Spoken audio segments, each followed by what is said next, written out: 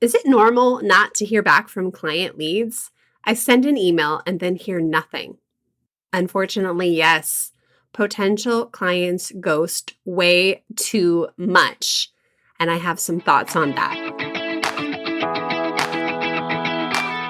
Hey everyone, I'm Emily Reagan, and you've discovered Unicorns Unite. This is a podcast for freelancers, service providers, virtual assistants, and curious listeners who would like to experience the freedom and flexibility of working virtually. We're the magic makers, movers and shakers, and the real people doing the work behind the scenes of online businesses. Welcome to Unicorns Unite. Hey, it's Emily here, founder of the Digital Media VA Crash Course, Jill of all trades, who's worked with 51 clients behind the scenes, including Jennifer Allwood, Tracy Bellion, Wendy Batten, and Miss Mustard Seed, aka Marian Parsons. I've been doing the freelance thing for quite a while now. I actually took my first client. It was a Facebook client it was 10 years ago, over 10 years ago. So I have been doing this a while. I started teaching my friends, and here I am, and I have had my share of ghosting client leads. So let's talk about client leads who are looking for help, acting quite desperate sometimes, and then they never respond back to you. You take the time to email them back, and then they just disappear into thin air like a ghost. They just vanish. First, I want to give you peace of mind. Back when I was taking 100% client work, I think I was batting 500. Only about half the leads actually wrote me back wanting to schedule a call or move forward. So the other half ghosted me and never bothered to email me back. One half. So rude, right? But there are a few major reasons why these people ghost. So let me put it out there so you realize that it's not always you, and it definitely wasn't always me. So many new leads are just fishing for rates. Sometimes they are brand new and they don't know what a VA or freelance assistance will cost. Other times they're just comparing rates and shopping around. Some of them are looking for super cheap work. So when I shared my hourly rate, which at the time was $45 an hour, they ran away. The good advice would be to book a discovery call and get the lead on the phone before divulging your rate. But you know me, you know I do things a little different, and I don't like to play games. Homie, don't play games. I'm a mom of four, and I don't have time for that. I like sharing my price first so clients pre-qualify themselves. And this weeds out a certain level of clients who are truly on a budget, more at the beginning stages of their business, or not even that serious about their business. You know, the old adage, you got to spend money to make money. So that does weed out a lot of people. And I know that my rates are a little bit higher than most VAs, so they can very well go to somebody who's more beginning. But when they are coming to me, they usually want experience. So if they waffle at a $45 an hour price rate, they're just not my ideal client. They're not in it for the long term. There's no right or wrong way, but if time is on your side, or maybe you do something more specialized and niche down, maybe something more pricey and high end, consider booking the call before sharing your project estimates and your rates. Sometimes people ghost us because they just aren't ready. They're being told by all of these business coaches, programs, and whatnot, and who's not to hire. And they start to get in that ball of motion and it scares them. So they make an inquiry with us and then they freeze. There's a lot of mindset trash for them to work out. So give them space. If they need to work it out on their own, you want a client who is 100% in on their business and ready to delegate, trust, and move forward with you as their teammate. There's a popular saying among business owners, if you stay small, you stay stuck. In other words, if the business owner takes on all the work and is afraid to hire, they'll forever stay stuck in that one place. They won't be able to grow their business to the level that is profitable if they're doing all of the work themselves. And you don't need to justify yourself. You know that. I just told you, we can't play ignorant. You know what you are capable of. You know you can help a business owner in so many ways. You do not have to convince them. You want to align yourself with a client who already understands this principle. You do not want to waste your time on someone who is not ready. I had a client recently who just couldn't delegate. She was too controlling and untrusting, and it made me so sad to see this. She has such great potential with a promising business, but without being really ready to grow a team, I don't know if her business will ever get there. Rather than working with those people, I'd rather see them go ahead and ghost from the get-go. They can stay scared and they can stay stuck, and I will move on with bigger and better clients and not waste my precious time. So not being ready and not liking your rates, you just can't take those two things personal. They are both major mindset issues with the client, not you. Let them go. So many business owners think they need to be making a certain amount of money before they can hire, and this can be a flag. I've had a couple of clients only work out for 3 months because they weren't in it for the long term. To make money, you have to spend money, like I just said. So welcome to business, people. You'll save yourself the startup pains if your client has a mindset that growing their online income will take time. Hiring a digital media VA is not a magic 2-month solution that will make it rain revenue. My best clients are the ones who are making money in their one-to-one services or their physical products first. So they're growing their business, and then they can turn around and invest in the online side of their business and invest in the team to help grow that. So they're earning a revenue on the side with the brick and mortar side of their business. So my client, Jennifer Allwood, had a faux finish painting business in Kansas City that was paying for all of her online tutorials and all of her Facebook ads and all of that to take off. She had an income coming in. Tracy Bellion, she was painting furniture for a long time while we grew her online business. And then we were able to start selling the tutorials and make the affiliate income and get her partnerships with brands. It didn't happen overnight, but that basic one-to-one service of being able to paint the furniture helped pay for her team. Wendy Batten, she's coaching brick and mortar businesses one-to-one while growing her online blog and podcast and online coaching groups. It takes time.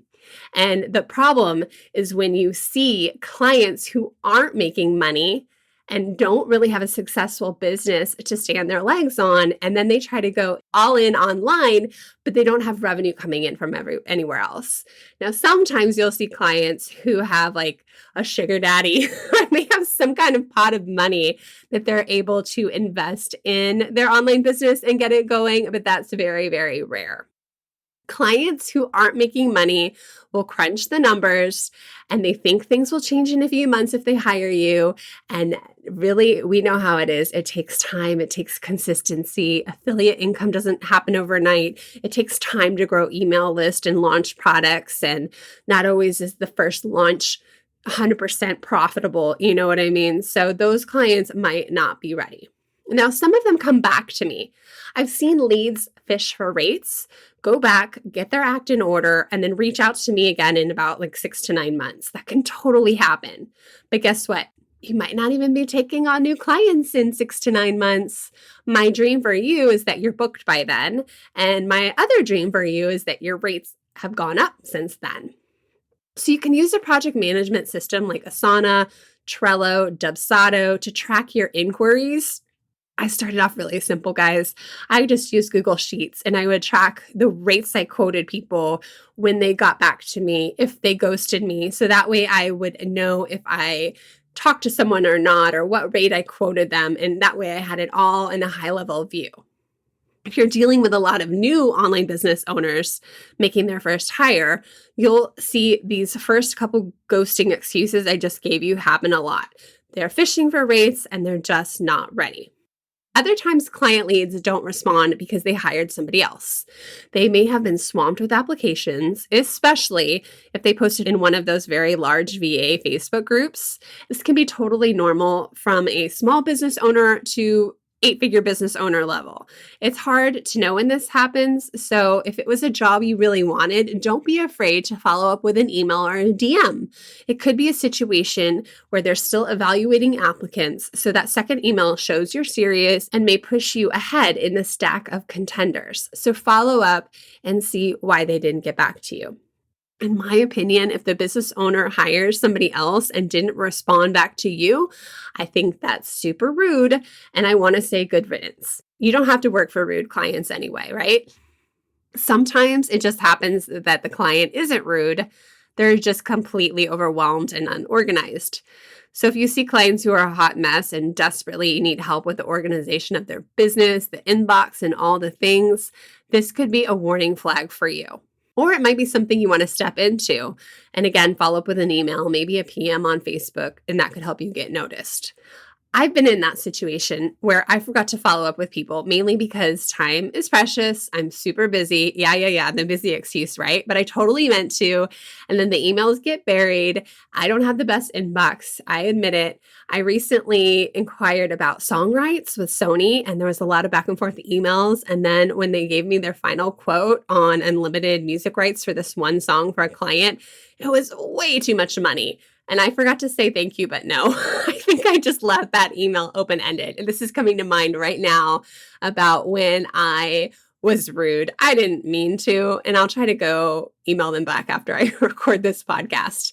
I really didn't mean to be rude. My brain just moved on to other things. I wanted to talk to my client, make a final decision, but I kind of knew the answer was no, and I moved on, so I forgot to reply.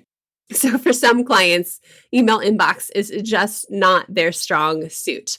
But if they're serious about hiring and they don't take the application process serious and respect your time, I think that's a big flag. You probably dodged a bullet. I've worked for several clients who turned out not to respect my time as a VA, and maybe that should be a podcast down the road, right? This client digital media VA relationship is supposed to be a long-term relationship with mutual respect for the work and time of each other. This lack of response is a warning sign. They know they're getting emails in their inbox regarding this job.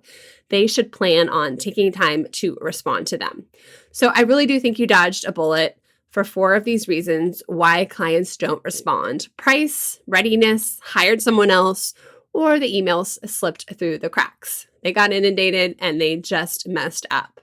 So let's talk about the reasons why a client may ghost you that may totally be your fault. But first, hey, this podcast is sponsored by my very own GIF and sticker making workshop.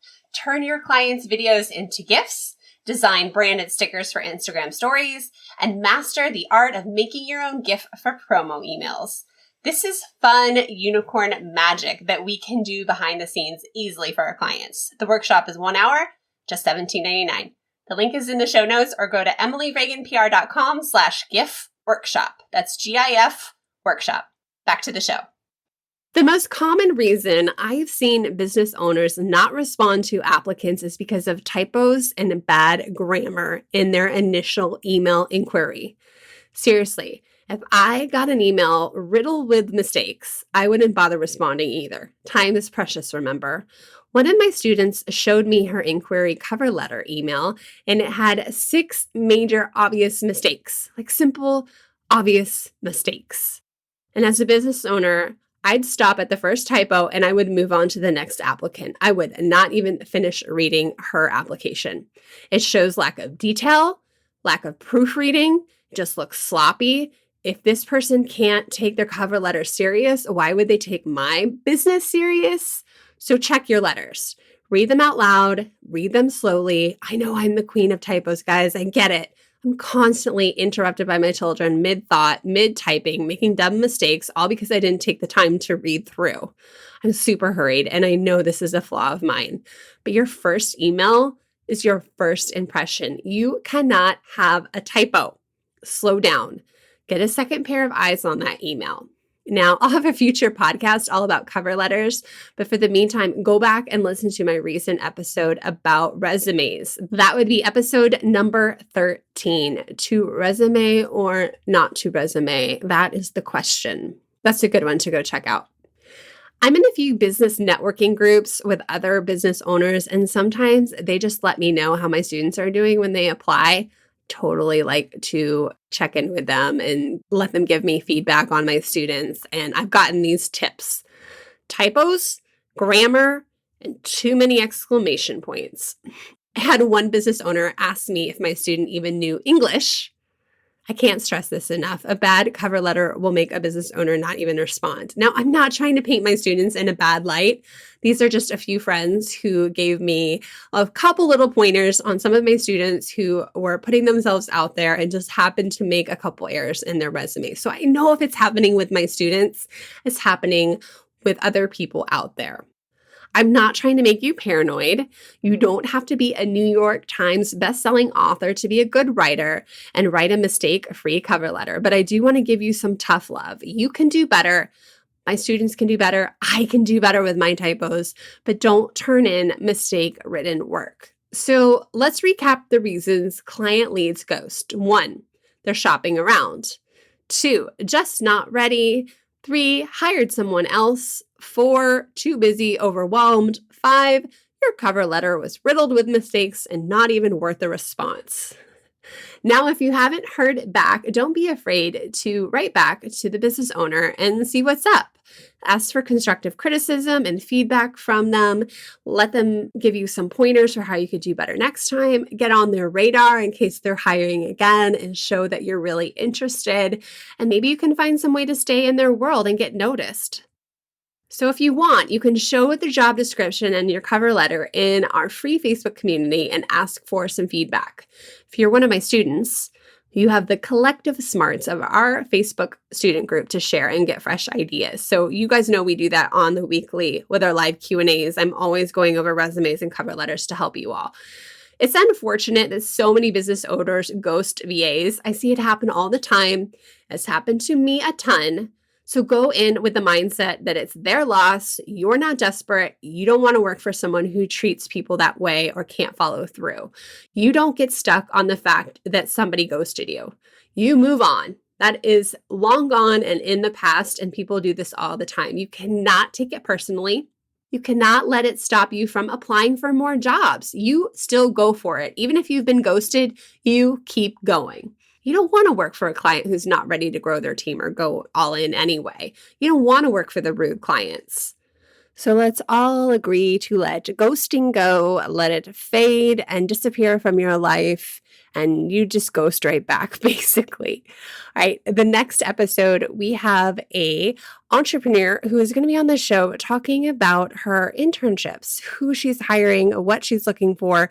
She has great advice for when to take on an internship if you're new in the world and when to go ahead and do free work in exchange for other things like reviews, referrals, and whatnot. So it's going to be a good one. I'll see you then. If you're ready to learn the digital marketing and social media skills that will get you hired online, head over to vacrashcourse.com where you can learn about my 5-week program, the Digital Media VA Crash Course. Small business owners and solopreneurs want to hire someone who gets it and who can help them implement just about everything. They're looking for a magical assistant who does it all. With my comprehensive training, you can get your foot in the door and become a unicorn. Check out vacrashcourse.com.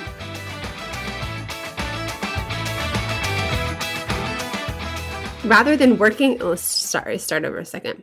Job description and your cover letter. Oh, wait, sorry. I should have had a paragraph break there. Hold on.